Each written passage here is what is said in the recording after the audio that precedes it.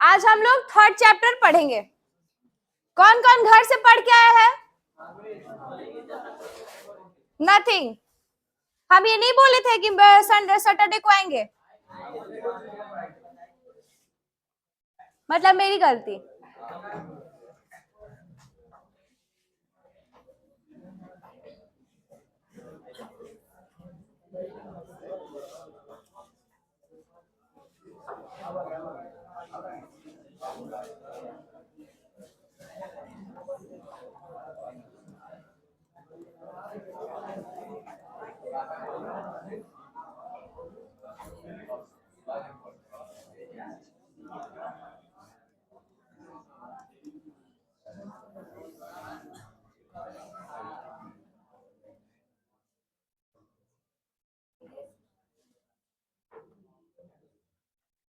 Third chapter है हम लोग का।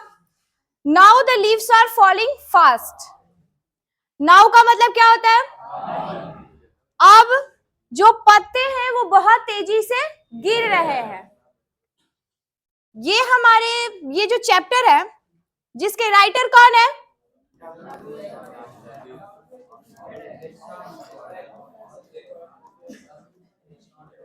W.H. Auden, जिनका जो बर्थ था, जन्म कब हुआ था, और इनका डेथ 1973 में। आप लोग हर एक चैप्टर के पोएट का date of birth and date of death ये दोनों याद करके रखिएगा, क्योंकि जिस दिन हम सब्जेक्टिव करवाएंगे उस दिन तो ये फाइनल आने वाला है, और बोर्ड में तो ये कोई शक ही नहीं है कि नहीं आएगा। अब ऐसा नहीं कि सब आएगा, लेकिन कोई कोई तो आएगा। जो W.H. Auden थे, इनको एक प्राइज मिला था। इस प्राइज का नाम किसी को पता है? Any boys and girls? जिसको पता हो खड़े होके बताइए, बताइए। हाँ, वो तो उनकी एक संग्रह के से मिला था। प्राइज कौन सा मिला था?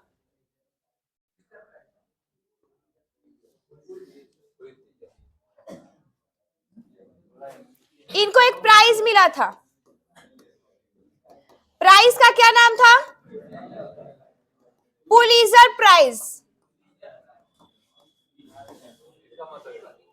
पुलित्जर प्राइज, जैसे भारत रत्न, पद्मश्री, ऐसे बहुत सारे अवार्ड्स का नाम आप लोग सुने हैं ना, उसी में से एक है Pulitzer prize.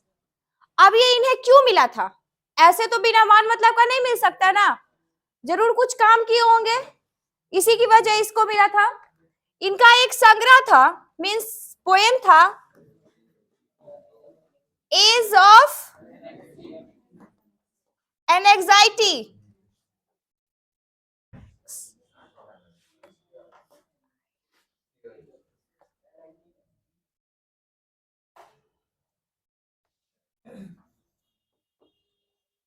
As of anxiety की वजह से इनको कौन सा प्राइज मिला था?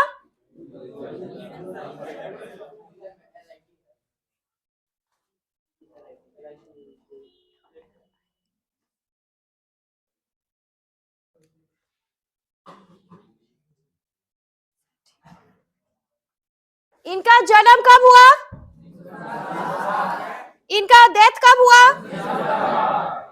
इनको प्राइज कौन सा मिला? पुलित्जर प्राइज क्यों मिला? एज ऑफ एंजाइटी की वजह से। इनकी ये इतनी फेमस कविता थी एज ऑफ एंजाइटी की, इसके वजह से इनको एक प्राइज दिया गया। ये 1939 में, 1939 आप लोग इनके इंट्रोडक्शन पढ़िएगा तो यहां पर एक लाइन लिखा हुआ है, he left England as early as 1939 to settle permanently in the United States। ये 1939 से पहले, yearly मीन्स क्या होता है? पहले। 1939 से पहले इन्होंने इंग्लैंड को छोड़कर कहां सेटल हो गए? यूनाइटेड स्टेट, जिसे कि हम USA बोलते हैं ना। तो 1939 से पहले इन्होंने इंग्लैंड को छोड़ दिया था। अब यहाँ पर कुछ नीचे लाइन में देखिएगा तो इनकी बहुत सारे बुक्स के बारे में दिया गया है। तो यहाँ पर दो पार्ट्स में इनका बुक दिया गया है। फर्स्ट पार्ट है ब्रिटिश एंड अमेरिकन फेसेस करके, दो इनके बुक को पार्टिसिपेट किया गया है अलग अलग भाग में। एक ब्रिटिश पार्ट से है और एक अमेरिकन फेसेस से है। जो फर्स्ट लाइन में दिया गया है ना, the orators, the dance of death, look stranger, Spain another time, ये कौन सा फेसेस है? अमेरिका नहीं है। Notable words of the American faces include New Year letters, for the time being, the age of anxiety, the shade of Achilles, and now the leaves are falling fast. ये सब American faces है। जो ऊपर वाला डोरेटस, that of death, dance of death, look stranger, ये सब इनके इंग्लैंड के फेसेस है। इनके बारे में अब ज्यादा डीपली इंट्रोडक्शन की जरूरत हमें नहीं है। इनकी बस इतना है कि इनका date of birth, date of death and prize, और प्राइस कौन सा मिला और क्यों मिला। और इनके बुक्स भी याद रखिएगा। ये क्वेश्चन आता है कि लुक स्ट्रेंजर है ना, इसमें किसकी पुस्तक है? ये W.H. ऑर्डन। यहाँ पर अलग अलग पोइट का नाम दिया जाएगा, तो वो आपको याद रखना है कि लुक स्ट्रेंजर जो है W.H. ऑर्डन का बुक है।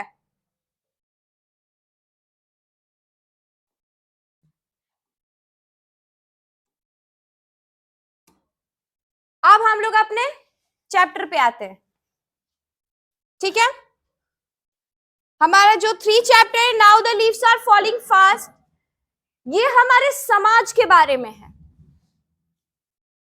हमारा जो समाज वास्तविकता जो है ना, समाज सोसाइटी में जो हमारी वास्तविकता है, यही इस पूरे चैप्टर में है। देखिए, now the leaves are falling fast, nurses flower will not last. यहां पर हम आप लोगों को कुछ वर्ड्स मीनिंग लिखवाते जाएंगे पढ़ाते के समय, वो आप लोग लिखते चलिएगा। फर्स्ट है नर्सेस फ्लावर।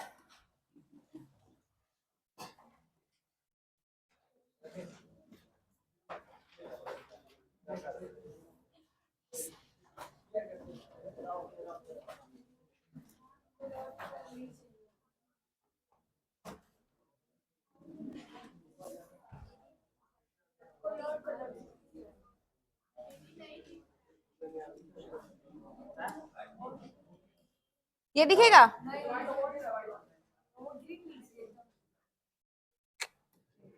ये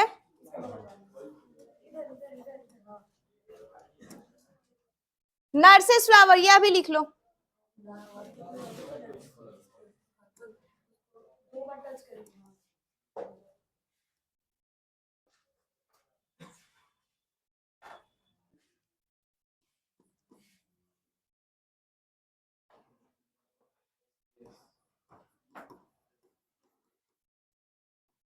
नर्सेस फ्लावर, नर्सेस का फ्लावर का मतलब क्या होता है? आप लोग देखे होंगे कि एक पेड़ है, पेड़ के नीचे कुछ छोटे छोटे पौधे होते हैं। क्यों हंसी आ रही है आपको? ब्लैक कलर का जैकेट पहना है वो, वही बीच में। हम जोक सुना रहे हैं नहीं ना, या मेरे फेस पे जोक लिखा हुआ है? चलो, नर्सेस फ्लावर। नर्सेस फ्लावर का मतलब ये होता है कि एक पेड़ है, पेड़ के नीचे कुछ छोटे छोटे पौधे होते हैं। वो पौधे क्या करते हैं कि उस पेड़ की जड़ को, उसकी मिट्टी को, उसकी जो बल है ना, उसको संजो के रखते हैं, मतलब उसको बांध के रखते हैं अपने में, जिससे कि वो पेड़ बहुत मजबूत होता है। Now the leaves are falling fast. अब जो है पेड़ की पत्तियां जो है बहुत तेजी से गिर रही हैं। फॉलिंग मीन्स गिरना, लीव्स मीन्स। अब जो है पेड़ों की पत्ते बहुत तेजी से गिर रहे हैं। Nurses flower will not last. जो नर्सेस फ्लावर है, मतलब वो जो पेड़ के नीचे जो छोटे छोटे पौधे हैं ना, अब वो बिल्कुल ना के बराबर है। Nurses on the grave are gone. Second word meaning आपका होगा ग्रेव। ग्रेव का मतलब क्या होता है? कब्र। जिसमें लोग मर जाते हैं तो उनको दफनाया जाता है, उसको इंग्लिश में बोलते हैं ग्रेव, मीन्स कब्र। आप लोग इसको लिखते जाइएगा word meaning. Nurses flower, nurses of grave are gone and the prams go rolling on. Prams का मतलब किसको पता है? बताइए। इतना डिसिप्लिन नहीं है कि खड़े होके बताना है। बच्चे की गाड़ी। Sit down. आजकल देखते होंगे ना, ये कितना बड़ा गाड़ी आता है जिसमें हम बच्चों को उसमें डाल देते हैं और उसको ऐसे ऐसे घुमाते रहते हैं, उसको प्रैम्स बोलते हैं, मतलब बच्चों की जो गाड़ी है।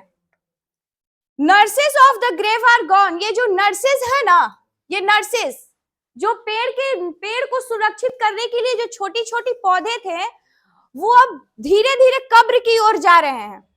और जो बच्चों की चलाने वाली गाड़ियां हैं, अब वो धीरे धीरे वो भी रोलिंग करते जा रही है। कुछ समझ में नहीं आया? I understand. नहीं आया? आप देखिए, ये जो लाइन है इसका मतलब क्या बोल रहे हैं कवि यहां पर? पत्ते जो है वो बहुत तेजी से गिर रहे हैं। नर्सिस फ्लावर का उनका मतलब है, हम पहले ही बोले हैं कि जो पूरा कविता है ऑन बेस्ट हमारा सोसाइटी पे है और कहीं कहीं हमारे फैमिली से भी रिलेटेड है।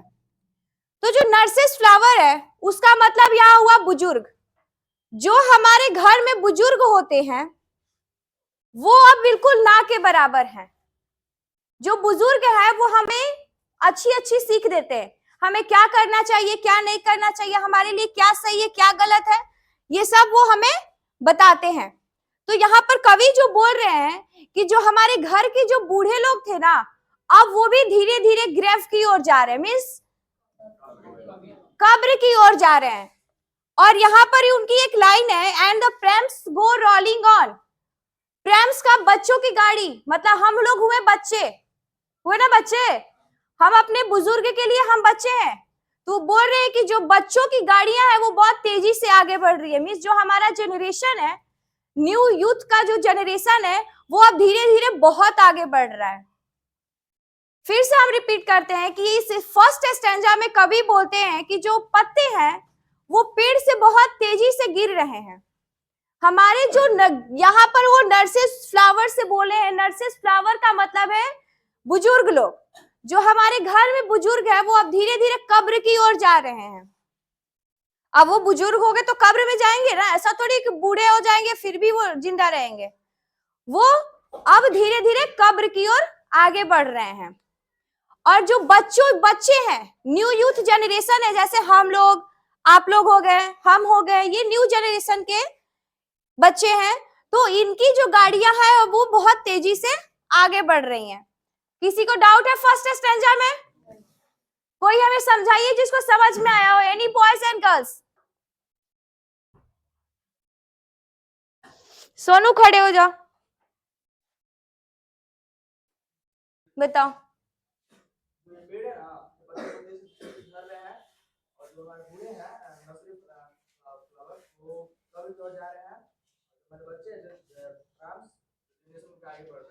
Very good. बाकी इसमें किसी को समझ में नहीं आया? No no? अगर मेरी कोई दिक्कत है, हाँ बताइए। अभी कहते हैं कि जो पेड़ पौधे हैं उनके पत्ते बहुत तेजी से गिरे और जो बूढ़े हैं वो कब्र की ओर जा रहे हैं। बैठिए। अगर आप लोग को समझ में नहीं आ रही है इसकी मतलब कि गलती मेरी है, डायरेक्टली या इनडायरेक्टली। आप लोग बोल नहीं रहे हो, वो बात की बात है। आप लोग जब खड़े होकर बताने की हिम्मत नहीं रख रहे हैं इसका मतलब कि हमें पढ़ाने नहीं आ रहा है। I am right? कोई बोल ही नहीं रहा है, यस नो कुछ भी बोलो। हम नहीं पढ़ाने आ रहे हमको, तो फिर आप लोग नहीं बोल रहे हैं, ऐसा क्यों है? आप खड़े हो, नहीं समझ में आ रहा है तो फिर बताए क्यों नहीं? हम इनविटेशन दे कि आप खड़े हो जाओ। चलिए बताइए तो फर्स्ट स्टैंजा के बारे में।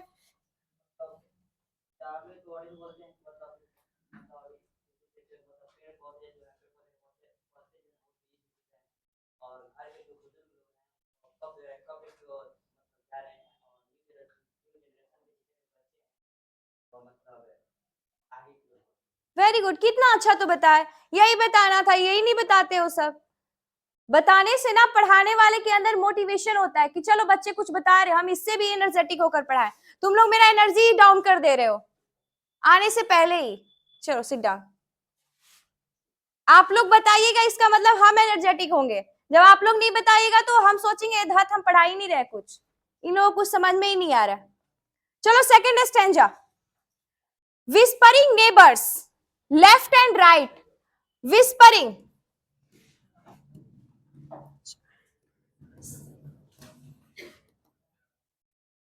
विस्परिंग का मतलब क्या होता है? क्या प्रॉब्लम है? चलो बैक साइड करो। विस्परिंग का, वेरी गुड, विस्परिंग का मतलब होता है फुसफुसाना। लड़कियों में ज्यादा होती है। हाँ बोल रहा है, पेन चला के यहीं से मारेंगे। हाँ बोल रहा है, लड़कियों में होती है, लड़की थोड़ा सा फुसफुसा के दोस्त लोग से बात करती है, और नहीं होता, तुम लोग ज्यादा फुसफुसाता है। विस्परिंग का मतलब क्या होता है? फुसफुसाना। नेबर्स का मतलब पड़ोसी। Whispering neighbours left and right pluck us from the real delight. Pluck का मतलब क्या होता है? हाँ अलग कर देना, कर सकते हो, अलग कर देना। अब देखो वो बोल रहे हैं विस्परिंग नेबर्स। विस्परिंग नेबर्स का यहाँ मतलब हम फुसफुसाना लिखे है ना, बट ये रियल में फुसफुसाना नहीं है। विस्परिंग नेबर्स से मतलब है यहाँ पर यमदूत। विस्परिंग नेबर्स है यहाँ पर। विस्परिंग का मतलब फुसफुसाना, लेकिन विस्परिंग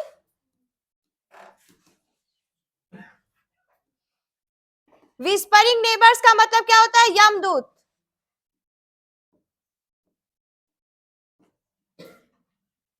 जो यमदूत है, whispering neighbours left and right, जो यमदूत है वो हमारे अगल बगल घूम रहे हैं, आसपास, लेफ्ट एंड राइट मींस दाएं और बाएं घूम रहे हैं।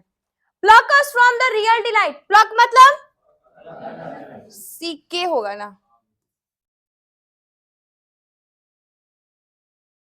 प्लक, प्लक मतलब अलग कर देना। वो हमारे रियल डिलाइट, रियल मतलब असली, डिलाइट मींस खुशियां, जो हमारी असली खुशियां हैं वो उनको हटा देगा, हमसे दूर कर देगा। कौन? यमदूत। अब इसका मतलब समझिए, विस्परिंग नेबर्स का यहाँ पर मतलब ये है, यहाँ पर कवि ये बताना चाहते हैं कि जो हमारे अगल बगल के लोग हैं, अगल बगल के लोग मतलब हमारे जो पड़ोसी हैं, हमारे रिश्तेदार भी हो सकते हैं, वो हमारे बारे में जो है वो फुसफुसा रहे हैं। मतलब हम कोई भी काम, अगर आज के जनरेशन में कोई अच्छा काम कर रहा है तो उससे जलने वाले बहुत लोग होते हैं। ऐसा आप लोग पर्सनली नहीं लीजिएगा, कोई किसी का रिलेशन में हो सकता है, कोई फ्रेंड भी हो सकता है, कोई भी हो सकता है, तो वो जो है वो हमारे बारे में फुसफुसाते हैं। मतलब वो कुछ सोचते हैं कि कैसे आगे बढ़ गया, क्या कर रहा है, तो वो ऐसा करने से वो हमारी खुशियों को हमसे अलग कर देते हैं। मान लो कि हम बहुत अच्छा काम कर रहे हैं, अगर आज हम यहाँ पर पढ़ाने आ रहे हैं, कोई बोले कि अरे ये तो लड़की है, इतना दूर पढ़ाने जा रही है। सच में हम पकड़ी चौक से आते हैं, अकेले आना पड़ता है, अकेले जाना पड़ता है, तो कोई बोलेगा अरे ये तो लड़की है, इतना दूर जा रही है। तो ऐसे करने से क्या होगा? अब हम यहाँ पर आके आप लोग से मिलकर बहुत खुश रहते हैं। अगर जब हम किसी के थ्रू ये बात सुनेंगे तो हमारी खुशियां नहीं रह पाएंगी, हमें बहुत गिल्ट फील होगा, बहुत बुरा लगेगा कि ये कितनी गलत बात है, हमें नहीं जाना चाहिए थे वहां। अगर दूसरा कोई मेरे बारे में ऐसा बोलेगा तो हमें अच्छा लगेगा? नहीं लगेगा। तो विस्परिंग नेबर्स मींस होता है यमदूत। तो यहाँ पर हमारे जो रिश्तेदार है, जो हमारे बारे में गलत बोल रहे हैं, उनको यहाँ पर यमदूत कहकर संबोधित किया गया है। वो एक तरह से यमदूत का काम कर रहे हैं। जैसे यमदूत हमारे प्राण को लेकर चल जाते हैं तो हमारी सारी खुशियां छिन जाती है, सारी खुशियां हमारी धरी की धरी रह जाती है और वो हमारे प्राण लेकर चले जाते हैं। तो जो हमारे पड़ोसी है ना, जो हमारे अगल बगल के लोग हैं, लेफ्ट एंड राइट, मतलब हमारे अगल बगल जो लोग हैं वो हमारे बारे में फुसफुसा रहे हैं, हमारे बारे में कुछ बोल रहे हैं, और उनके बोलने से जो हमारी रियल डिलाइट, मतलब हमारी जो रियल खुशियां, असली खुशियां हैं, वो उन्हें प्लग कर दे रहे हैं, मतलब हमसे अलग कर दे रहे हैं। And the active hands must freeze. Freeze का मतलब क्या होता है? जम जाना। और जो हमारे एक्टिव हैंड्स है, एक्टिव हैंड्स मींस फुर्तीले हाथ। अभी हमारा हाथ है ना, बिल्कुल फुर्तीला है, हम कोई चीज उठा सकते हैं, उसको रख सकते हैं, एक्सरसाइज भी कर सकते हैं। तो हमारा जो एक्टिव हैंड्स है ना, वो ऐसा करने से must be freeze. Lonely on the separate knees. Knees का मतलब क्या होता है? घुटना। ये जो हमारा घुटना है उसको हम लोग नीज बोलते हैं, KNEES, नीज मींस घुटना।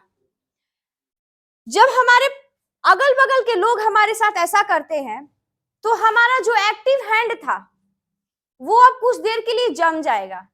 अभी जैसे बोले हम कि हम यहाँ पर आ रहे, मेरे बारे में कोई गलत इंटेंशन रखेगा कि लड़की इतना दूर पढ़ाने जा रही है, इससे हमारी खुशियां जो है हमसे अलग हो जाएंगी, और कुछ देर बाद हम एकदम बिल्कुल सुस्त से पड़ जाएंगे कि ऐसा हमें नहीं करना चाहिए था, क्योंकि हमारे बारे में कोई गलत सोच रहा है ना, तो हमें ये नहीं करना चाहिए था। तो हमारा जो एक्टिव हैंड्स है, मतलब जो हमारे फुर्तीले हाथ है, वो जम जाएंगे, उनकी बातों से जम जाएंगे। और हमारा जो दोनों हाथ है ना, लोनली मीन्स अकेला, दोनों घुटने पर पैर रख के, मीन्स इसका घुटने पे पैर, मतलब पैर पे हमारा घुटना जो है वो अपने हाथ से रखने का मतलब है ये कि हम सुस्त पड़ जाना। कोई हमारे बारे में जब गलत राय बोलेगा, वो हमारी खुशियां को लेकर चले जाएगा, तो हम सुस्त पड़ जाएंगे। से हमारे बारे में कोई बोलेगा और उसके बोलने से मेरी खुशियां जो है वो चली जा रही हैं, तो क्या कोई खुश रह पाएगा? नहीं, कोई भी बहुत सैड हो जाएगा। फिर से इस स्टेंजा को हम पढ़ाते हैं। यहां पर विस्परिंग नेबर्स, विस्परिंग नेबर्स का मतलब है यमदूत। यमदूत यहाँ पे उस इंसान के लिए बोला गया है जो हमारे अगल बगल के लोग हैं। अगल बगल के लोग जो हमारे बारे में बुराइयां कर रहे हैं, हमारी अच्छाइयों से जल रहे हैं, उनको यहाँ पर यमदूत बोला गया है। फिर वो जो कवि है वो बोल रहे हैं कि जो हमारे अगल बगल के लोग हमारे बारे में जो गलत राय करते हैं ना, गलत हमारे बारे में अफवाह फैलाते हैं, वो हमारी असली खुशियों को लेकर यहाँ से कहीं दूर चल जा रहे हैं। और ऐसा करने से वो जब ऐसा कर रहे हैं मेरे साथ, उससे हमारा जो एक्टिव हैंड्स है, जो हम इतने फुर्तीले के साथ काम कर रहे थे ना, और वो जम गए हैं, फ्रीज हो गए हैं, और हम अपने घुटने पर दोनों हाथ को रखते हुए बिल्कुल से थम गए हैं, बिल्कुल शांत हो गए हैं। सेकेंड स्टैंजा में एनी डाउट? किसी को कोई डाउट है? अच्छा, फिर से बताएं। सेकेंड स्टैंजा में कवि जो है वो यमदूत के बारे में बात कर रहे हैं। जैसे कि यमदूत हमारे प्राण को लेकर चल जा रहता है, तो इससे हमारी खुशियां हमसे अलग हो जाती हैं। वैसे यहाँ पर कवि बोल रहे हैं कि जो हमारे अगल बगल के रिश्तेदार लोग, संबंधित लोग जो है हमारे बारे में कुछ गलत बात बोलते हैं या आपस में फुसफुसाते हैं, जिससे कि हमारी खुशियां हैं वो अलग हो जाती है। कितना भी अच्छा काम करे, हमारे बारे में कोई गलत बोल दे तो हमें भी लगता है कि नहीं, वो सच में गलत काम किए हैं, हमें ऐसा नहीं करना चाहिए था। लास्ट में गर्मी लग रही है, फैन ऑन कर लो।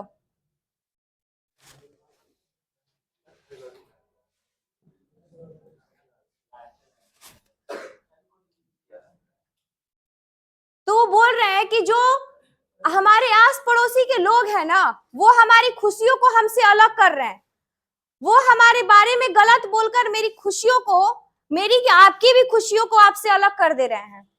अगर वो ऐसा कर रहे हैं जिससे कि हमारा जो एक्टिव हैंड्स था, मतलब हमारे इतना ज्यादा काम करने वाला हाथ बिल्कुल फ्रीज हो गया है, थम गया है, और हम अपने घुटनों पर बैठकर बिल्कुल थम से गए हैं, मतलब बिल्कुल शांत हो गए हैं, हमारे अंदर कोई जान प्राण नहीं है। अब क्लियर हुआ? ठीक, लास्ट में पूछेंगे एक ही बार सब, और जिसको नहीं आया देख लो स्टिक, 1 सेकंड नहीं लगेगा मारने में, उसको भी टाइम नहीं लगता है, लंबा हो गया घोड़ा जैसा, फिर भी उसको पीट देते, तुम लोग को भी पीट देंगे। चलो, third stanza. Dead in hundreds at the back. Dead का मतलब क्या होता है? follow Uden in our track. Arms raised, stifle and reprove at in false attitude of love. देखो, जब कोई भी मरता है हमारी सोसाइटी में, हमारे घर पे कोई भी कोई मरता है, उसको 100 आदमी, मतलब बहुत लाख, मतलब सैकड़ों आदमी मिलकर उसको ले जाते हैं। वो अकेले तो नहीं जाते, चलो भैया हम मर गए, चलो अपने आप कब्र में लेट जाएंगे, ऐसा थोड़ी होता है। वो जब इंसान मर जाता है तो उसको सैकड़ों आदमी अपने कंधे पर उसको लेके जाते हैं। उडेन, उडेन यहां पर दिया गया है ना, उडेन का मतलब होता है ताबूत, लकड़ी का ताबूत, जो हमारे यहाँ तो नहीं होता है। हमारी सिविलाइजेशन में, इंडियन सिविलाइजेशन में ताबूत नहीं होता है। वो इंग्लैंड के हम लोग इंग्लैंड कल्चर में जाएंगे तो वहां पर ताबूत का यूज होता है। तो यहाँ पर जो कवि है वो बोल रहे हैं कि जब एक इंसान मरता है ना तो उसको सैकड़ों आदमी अपने कंधे पर लेके जाता है। Follow wooden in our track, एक ताबूत में बंद करके उसको हम लोग अंतिम विदाई देने जाते हैं। जब एक इंसान मरता है तो उसको सैकड़ों आदमी उसको उस ताबूत में बंद करके और उसको आखिरी विदाई देने जाता है। आर्म्स का मतलब क्या होता है?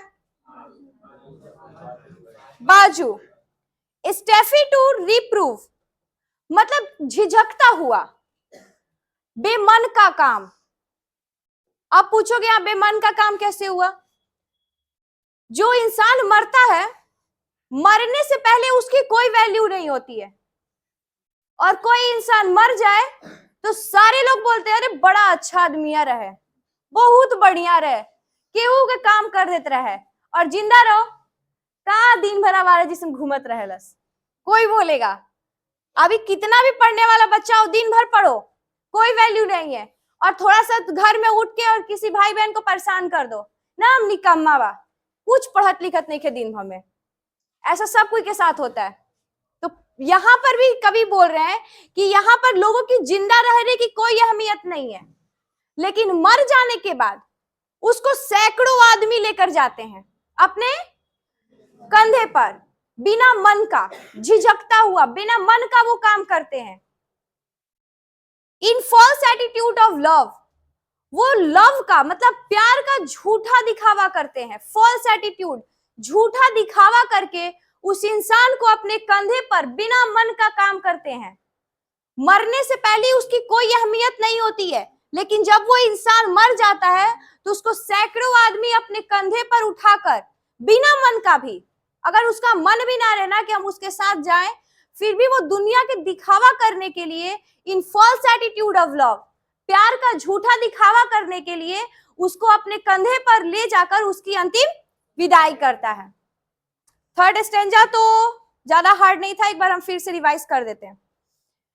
यहां पर कवि बोल रहे हैं कि जो इंसान है, जब एक इंसान मरता है तो उसको सैकड़ों आदमी अपने उसको ताबूत में बंद करके और उसको अंतिम विदाई के लिए ले जाता है।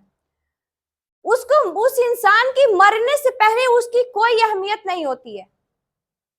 उसको, जब वो इंसान जिंदा था तब उसके पास वो सैकड़ों इंसान नहीं थे, लेकिन जब वो इंसान मर गया, वो कुछ ना देख सकता है, उसके पास कोई फीलिंग नहीं है, फिर भी उसको हजारों आदमी उसके अंतिम विदाई के लिए जा रहे हैं। और वहां पर बहुत ऐसे लोग होते हैं उसकी अंतिम विदाई में जो बिना मन का, बिना झिझकता हुआ, उसका मन नहीं था उसको ले जाने का, फिर भी वो दुनिया को दिखावा करने के लिए, लव का फॉल्स एटीट्यूड दिखाने के लिए, दुनिया को प्यार का झूठा दिखावा करने के लिए उसको अपने बाजू पर, अपने कंधे पर उसको अंतिम विदाई देता है। Third stanza clear? किसी को डाउट है तो अब बताओ, कौन हमको बताएगा?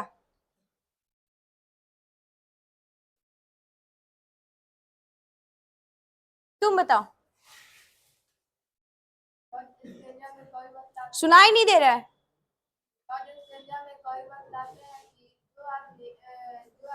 बंद कर दो फैन।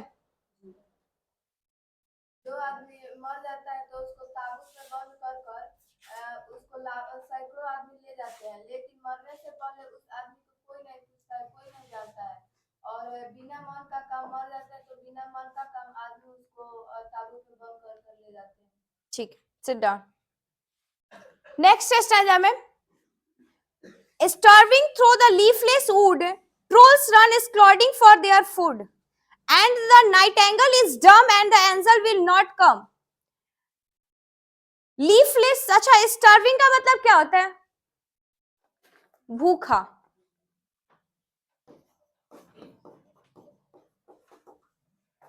स्टार्विंग का मतलब क्या होता है? भूखा।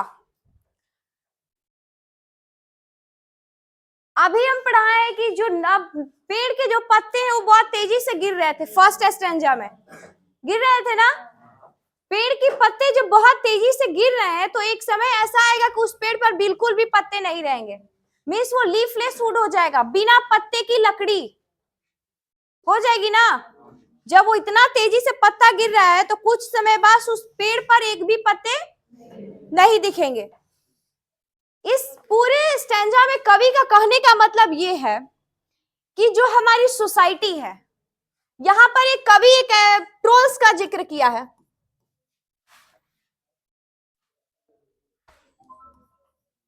ट्रोल्स का मतलब होता है पिशाच,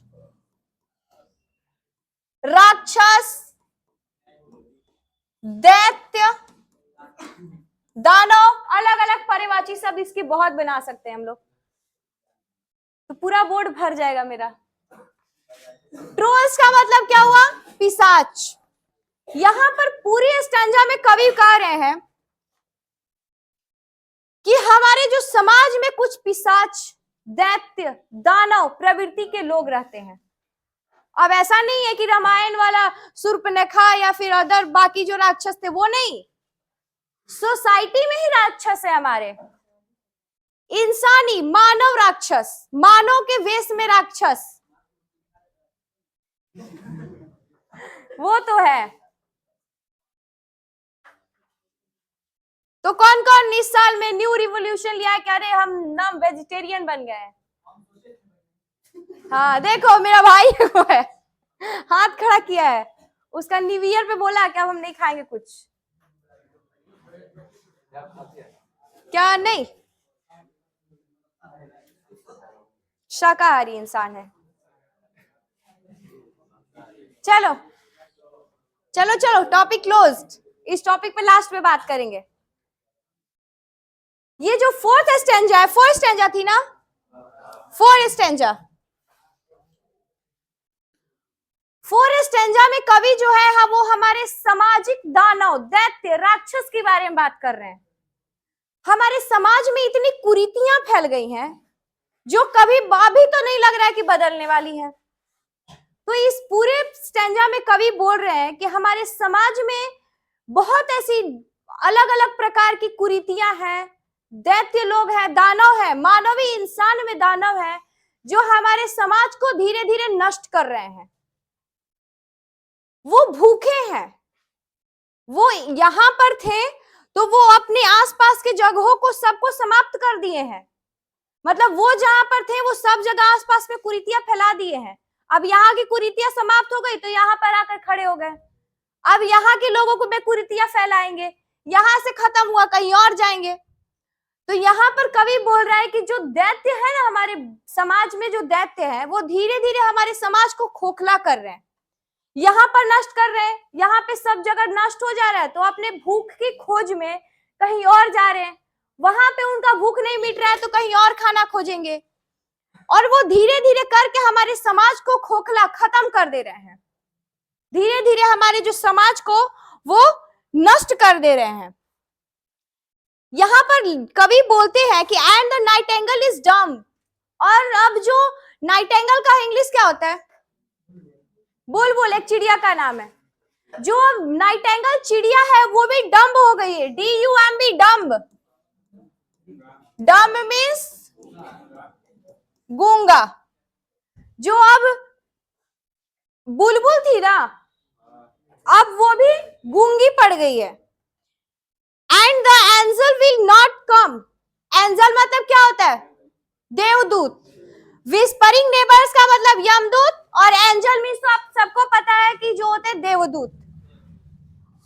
अब जो है वो जो बुलबुल थी अब वो गूंगी हो गई है और अब यहाँ पर कोई देवदूत आने वाले नहीं है। इसका मतलब ये है कि जो हमारे समाज में जो लोग कुरीतियां फैला रहे हैं वो एक ना एक जगह को छोड़कर एक जगह तो दूसरे जगह तीसरे जगह ऐसे करके हमारे समाज को समाप्त कर रहे हैं। उनको हमें हमारे समाज जो है वो ट्रोल्स का नाम दिया है, पिशाच का नाम दिया है, दैत्य, दानव, राक्षस, इन सारे बातों से उनको संबोधित कर रहा है जो हमारे समाज को कुरीतियां फैला रहे हैं, हमारे समाज को खोखला बना रहे हैं। उनको यहाँ पर जो कवि ट्रोल्स बोलता है, तो कवि कह रहे हैं कि जो हमारी समाज जो है वो खोखला हो गई है। यहाँ पर एक लाइन दिया गया है, and the Nightingale is dumb. इसका मतलब ये है कि अब जो हमारे समाज में अच्छे व्यक्ति है ना वो भी गूंगे हो गए हैं। नाइटिंगेल से मतलब है कि अच्छे लोग, ऐसा नहीं कि हमारे समाज पूरी तरीके से नष्ट हो गया है। ऐसे भी यहाँ पर लोग बचे हुए हैं जो बहुत अच्छे इंसान हैं, लेकिन वो भी अब डम्ब हो चुके हैं। डम्ब मीन्स गूंगा, वो भी अब गूंगे हो चुके हैं। And the angel will not come, और अब यहाँ पर कोई देवदूत आने वाले नहीं है। अब ऐसा नहीं है कि कुरीतियां लोग फैला रहे हैं, कोई अच्छा इंसान आकर इसे रोकेगा।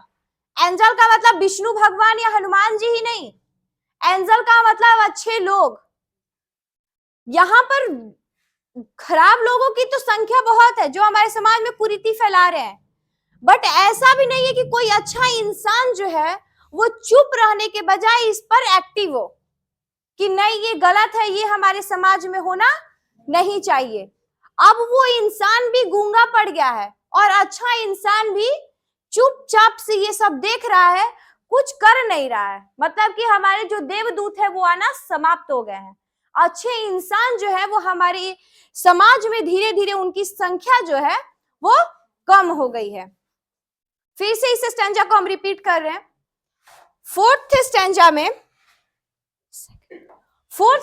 में कवि कह रहे हैं कि कुछ ऐसे भूखे लोग जिसको हमारा समाज उनको पिशाच, दानव, दैत्य का नाम दिया है, जो हमारे समाज को धीरे धीरे नष्ट कर रहे हैं, वो लोग जो है वो हमारे कुरीतियों को फैला रहे समाज में।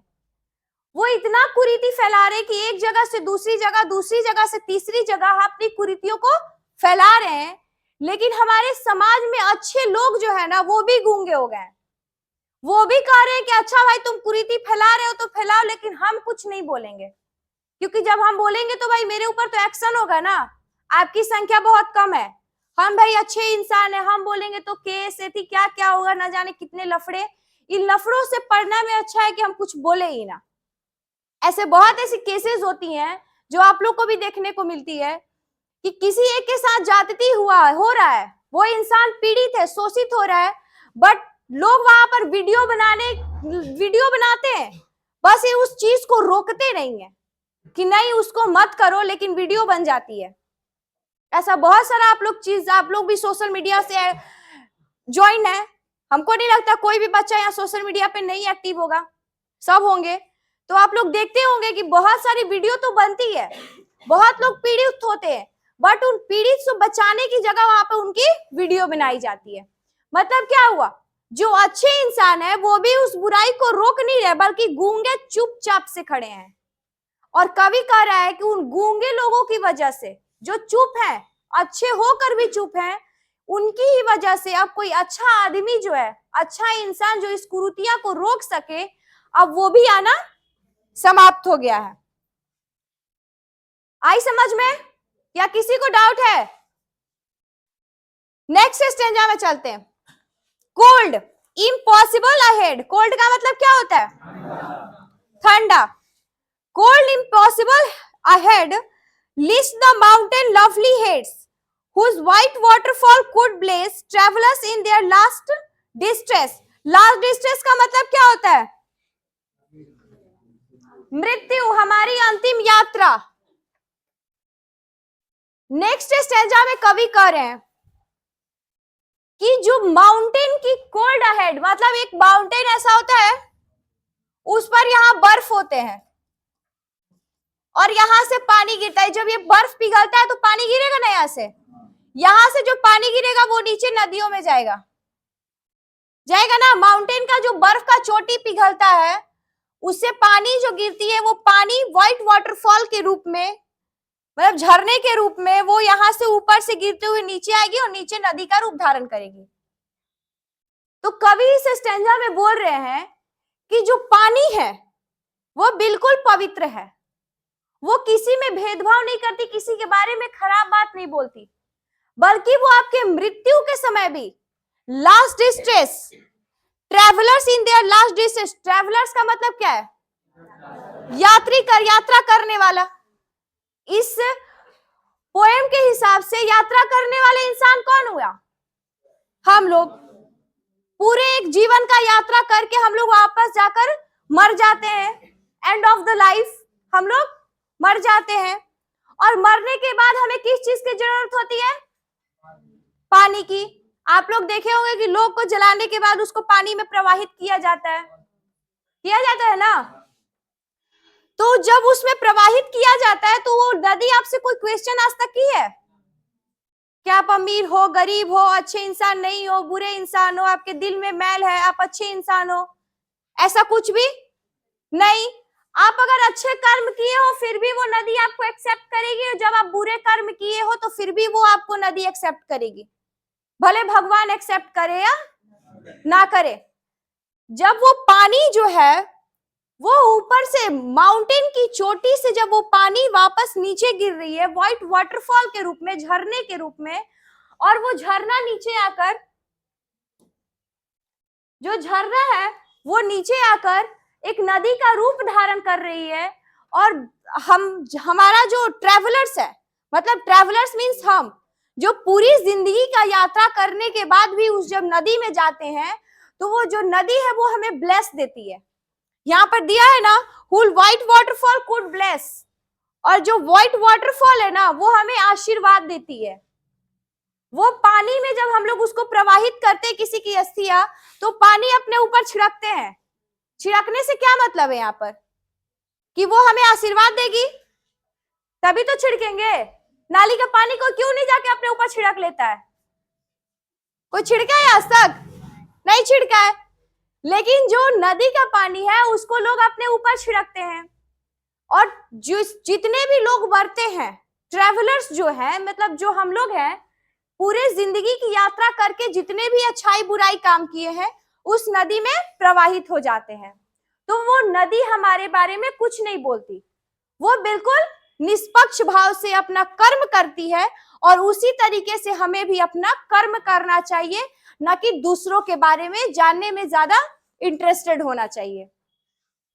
इस ये स्टैंजा में किसी को दिक्कत है या हम शुरू से एक बार पढ़ाएं?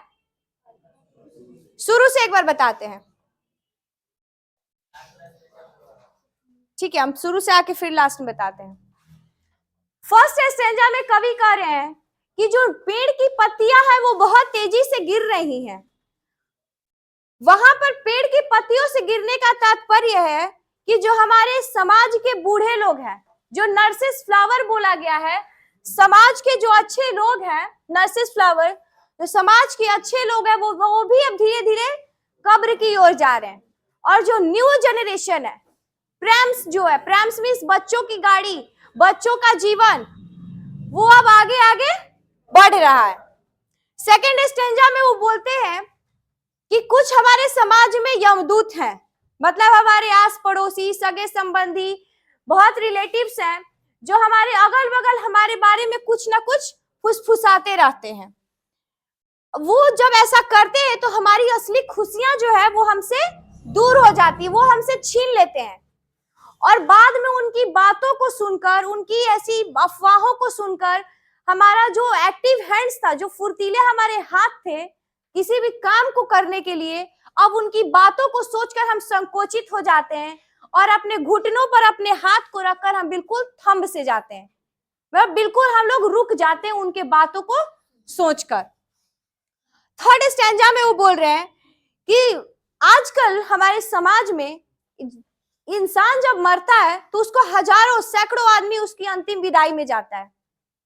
बहुत लोग उसमें ऐसे भी होते हैं जो रियल में उससे प्यार करते हैं, और बहुत ऐसे लोग हैं जो बिना मन का, एकदम मन से उससे बिल्कुल मन नहीं है, लेकिन फिर भी वो अपने love attitude of false attitude में अपनी प्यार की झूठी दिखावा करने के लिए भी वहां पर जाता है। मरने से पहले उसकी हमारे जीवन में कोई अहमियत नहीं होती है, बट वो इंसान जब मर जाता है तो आंसू तो इतना बहाएंगे कि अरे बाप रे बाप, उससे ज्यादा तो हम प्यार ही किसी से नहीं करते थे। ये सब दिखावा होती है। जब प्यार करना हो ना किसी से, अपने फैमिली से, किसी से भी, तो मरने से पहले करो। मरने के बाद वो बेचारा थोड़ी देखने आएगा। मरने से पहले करो। मरने के बाद हम हजारों इंसान उसकी विदाई में जाएंगे, उसके लिए रोएंगे, उसके लिए अनेक प्रकार की समारोह भी करेंगे, शोक समारोह, श्रद्धांजलि, बहुत से ऐसे हम लोग फंक्शन करेंगे। तो ये सब करने से क्या फायदा है जब वो इंसान चला गया? असली खुशियां तो तब होती ना जब उसके मरने पे हम उसको खुश करते हैं, उसको खुश रखते हैं। तो इस स्टैंजा में बस यही बता रहे हैं पोएट कि जो दुनिया है वो झूठी दिखावा करने के लिए कुछ भी कर रही है।